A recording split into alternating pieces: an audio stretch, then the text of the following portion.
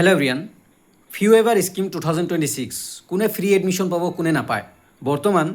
BA BSc BCom বা UG কোৰ্চত পঢ়ি থকা ষ্টুডেণ্টৰ মাজত এটা চিন্তাৰ বিষয় হৈ পৰিছে চ' সকলোকে বিনম্ৰ অনুৰোধ কথাখিনি লাষ্টলৈকে শুনিব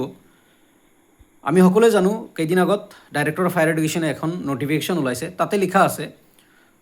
যদি কোনোবা ষ্টুডেণ্ট BA BSc BCom কৰি আছে আৰু থাৰ্ড চেম বা ফ'ৰ্থ চেম বা ফাইনেল ইয়েৰত আছে যদি ফাৰ্ষ্ট চেমত এডমিশ্যন লওঁতে যদি ফি ৱেইভাৰ ছেকশ্যনত আছিল আৰু এতিয়া যদি কিবা কাৰণত বেক লাগিছে দেন সেইজন ষ্টুডেণ্টে পে'মেণ্ট ভৰিব লাগিব এডমিশ্যন ফি দিব লাগিব ফ্ৰী এডমিশ্যন নহয় অৰ্থাৎ এইখিনি কথা বুজা হৈছে যদি কোনোবা ষ্টুডেণ্টৰ বেকলগ আছে মিনছ বেক আছে কোনোবা এখন ছাবজেক্টত বেক লাগিব পাৰে নৰ্মেল ডিগ্ৰীত বেক লাগে আৰু কিছুমান মই দেখিছোঁ যে কিছুমান কলেজে এনেই বেক লগায় মোক অনেষ্ট ৰিভিউ কৈছোঁ আৰু তাৰ ভিত্তিত এজন ষ্টুডেণ্টে মাত মাতিছিলে আৰু সেইখন কলেজে কি কৰিছে সেইখন ইউনিভাৰ্চিটিয়ে সেইজন ষ্টুডেণ্টৰ বেক উঠাই দিছে এক্সাম্পল BS কলেজৰ এজন ষ্টুডেণ্ট ভাল ষ্টুডেণ্ট আৰু সেইজন ষ্টুডেণ্টে বেক অহাৰ কথা নাছিলে বাট বেক দি দিছে আৰু বেক দিয়াৰ পিছত সেইজন ষ্টুডেণ্টে মাত মাতাৰ পিছত ইউনিভাৰ্চিটিত গৈছে আৰু সেই ইউনিভাৰ্চিটিয়ে বেক উঠাই দিছে অন দ্য স্পট এইটো কেনেকুৱা বেক লাগিল চ' এনেই বেক লগাই বুলি কৈছোঁ এনেই কোৱা নাই প্ৰুফ আছে কাৰণে কৈছোঁ চ' সেই বেক লগোৱাৰ ক্ষেত্ৰত যদি বেক আছে এৰিয়াৰ আছে দেন ষ্টুডেণ্টে ফ্ৰী এডমিশ্যন নাপায় এয়া ষ্টুডেণ্টৰ এটা ডাঙৰ চিন্তাৰ বিষয়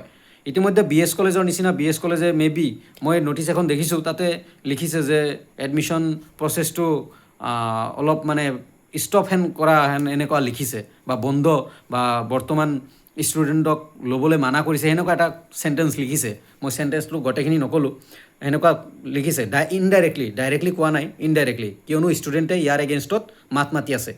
যিবোৰ ষ্টুডেণ্টে ফাৰ্ষ্ট চেমত আগতে এনেকুৱা নাছিলে আগতে কি আছিলে যোনে ফাৰ্ষ্ট চেমত ফ্ৰী এডমিশ্যন পাইছিলে কণ্টিনিউ সি ফ্ৰী এডমিশ্যন পাই আছিলে বেকলগ থাকিলেও ফ্ৰী এডমিশ্যন যদি মই ফাৰ্ষ্ট চেমত এডমিশ্যন ফ্ৰী পাইছোঁ দেন কণ্টিনিউ মোৰ ফ্ৰী এডমিশ্যন হৈছিলে আৰু 2026 বৰ্ষত এয়া চেঞ্জ কৰিছে ষ্টুডেণ্টৰ মাজত এটা মানে কি ক'ম এটা ডাঙৰ মোনা মানে টেনশ্যন ভৰাই ধপিয়াই দিছে ডাইৰেক্ট চ' এয়া মই ষ্টুডেণ্ট হিচাপে মই ভাবোঁ যে এইটো ভাল হোৱা নাই চ' ষ্টুডেণ্টে ইয়াৰ বাবে পজিটিভলি মাতক পজিটিভলি হিমন্ত বিশ্ব শৰ্মা ছাৰক জনক যে আগতে এনেকুৱা হোৱা নাছিলে আৰু বেক লাগিব পাৰে নৰ্মেল কথা বেক লাগিব পাৰে ষ্টুডেণ্টৰ বেক লাগিব পাৰে আৰু আগতে এনেকুৱা হোৱা নাছিলে আগতে যোনজন ষ্টুডেণ্টৰ ফাৰ্ষ্ট মানে এডমিশ্যনত ফ্ৰী এডমিশ্যন হৈছিলে সেইজন ষ্টুডেণ্টে কণ্টিনিউ ফ্ৰী এডমিশ্যন পাইছিলে বেক থাকিলেও নাথাকিলেও ন' প্ৰব্লেম চ' এইটো ষ্টুডেণ্টে পজিটিভলি মাত মাতিব লাগে আৰু পজিটিভলি জনাব লাগে যাতে ডক্টৰ হিমন্ত বিশ্ব শৰ্মা ছাৰে ইয়াৰ বাবে মাত বা কিবা এষাৰ কয় আৰু এইখিনি ডাইৰেক্টৰ অফ হায়াৰ এডুকেশ্যনৰ নটিফিকেশ্যন দিছে বি ৰণোজ পেগু ছাৰ বা হিমন্ত বিশ্ব শৰ্মা ছাৰে নাজানিবও পাৰে বাট জনোৱাটো আমাৰ দায়িত্ব ষ্টুডেণ্টৰ দায়িত্ব চ' ইয়াৰ বাবে ষ্টুডেণ্টে মাত মতাটো দৰকাৰ ইতিমধ্যে মই বহুত কেইখন কলেজ দেখিছোঁ ষ্টুডেণ্টে মাত মাতি আছে এক্সাম্পল স্বৰূপে BS কলেজৰ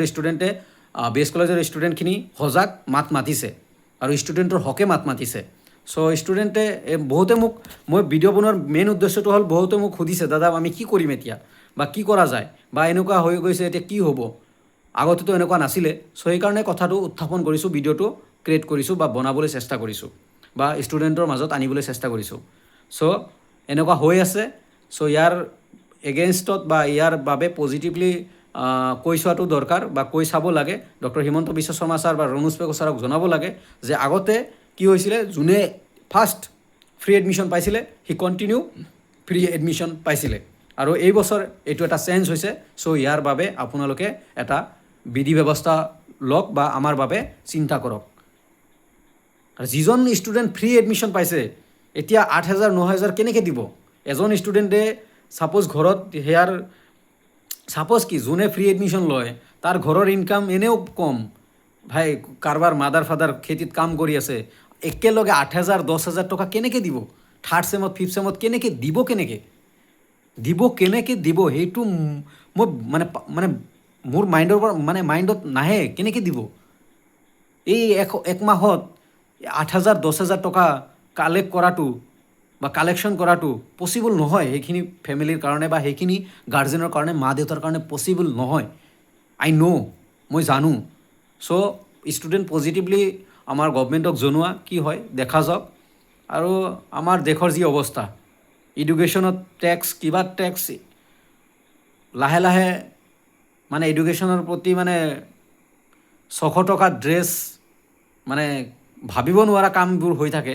600 টকাত স্কুলৰ ড্ৰেছ হয়, কেনেকৈ হ'ব পাৰে? মই টি চাৰ্ট পিন্ধি আছোঁ, মিনিমাম টি চাৰ্ট এটাৰ দাম 200 টকাৰ পৰা 300 টকা। মই জাষ্ট এক্সাম্পল হিচাপে লৈছোঁ। এই টি চাৰ্ট মিনিমাম 200 টকা, এনেকুৱা টি চাৰ্ট 200 টকা ল'ব। 200 টকাত 1 টকাও নিদিব। মই চেলেঞ্জ দি ক'ম,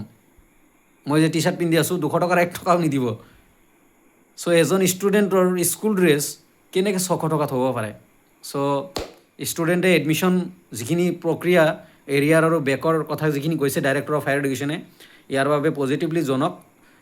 ডক্টৰ হিমন্ত বিশ্ব শৰ্মা ছাৰ, ৰণোজ পেগু ছাৰক জনাবলৈ চেষ্টা কৰক আৰু মাত মাতিবলৈ চেষ্টা কৰক। নিজ নিজ কলেজৰ প্ৰিন্সিপাল অথৰিটিৰ লগত কথা পাতিবলৈ চেষ্টা কৰক। যেনেকৈ মই শুনিছোঁ BS কলেজৰ ষ্টুডেণ্টে কথা পাতিছে আৰু সেই মৰ্মে ডিছকাশ্যনো হৈ আছে বৰ্তমান। চ' মেবি চেঞ্জ হ'ব পাৰে, বাট এইটো ভাল হোৱা নাই। ইতিমধ্যে আজি এছেম্বলি ছেশ্যনত পিছত কোনোবা এজন MLA, মই নাম লোৱা নাই, কোনোবা এজন MLAও ইয়াৰ বাবে কথাখিনি উত্থাপন কৰিছে যে বেকলগ এৰিয়াৰৰ ষ্টুডেণ্টৰ এডমিশ্যন ফি এতিয়া দিব লাগিব, এইটো প্ৰযোজ্য নহয়। কোনোবা এজন MLA মাত মাতিছে। চ' থেংক ইউ দাদা বুলি কৈছোঁ, থেংক ইউ দাদা, আপুনি যে মাত মাতিছে। মই নাম নলওঁ, মই পলিটিচিয়ানৰ নাম নলওঁ মোৰ ভিডিঅ'ত, চ' নাম লোৱা নাই। চ' মাত মাতিছে কাৰণে ভাল পাইছোঁ আৰু ষ্টুডেণ্টৰ হকে যোনে মাত মাতক ভাল পাইছোঁ। ধন্যবাদ। ষ্টুডেণ্টে নিজৰ চিন্তা নিজে কৰিব লাগিব। আমি ষ্টুডেণ্ট, আমাৰ চিন্তা নিজে কৰিব লাগিব। চ' আমাৰ বাবে কোনটো ভাল কোন বেয়া, কি বস্তু ভাল কোন বেয়া, তাৰ বাবে আমাৰ বিবেচনা কৰাটো দৰকাৰ। ধন্যবাদ।